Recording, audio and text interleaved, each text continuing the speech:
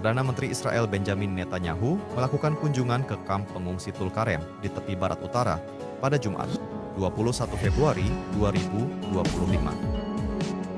Kunjungan ini mendapat kecaman dari Hamas dan Kementerian Luar Negeri Palestina.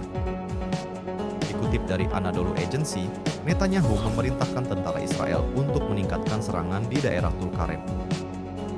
Perintah ini muncul setelah ledakan bom yang menghanguskan bus di dekat Tel Aviv, Kamis, 20 Februari 2025 malam. Israel sebelumnya telah melancarkan operasi militer besar-besaran di utara tepi barat beberapa hari setelah gencatan senjata berlaku di Gaza. Operasi yang dijuluki tembok besi tersebut dilakukan di dekat kota Jenin, Tulkarem, dan Tubas.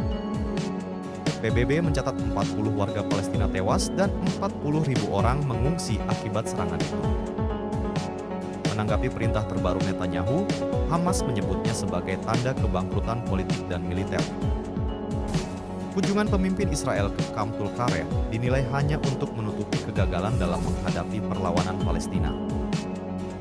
Kementerian Luar Negeri Palestina juga mengutuk kunjungan provokatif Netanyahu.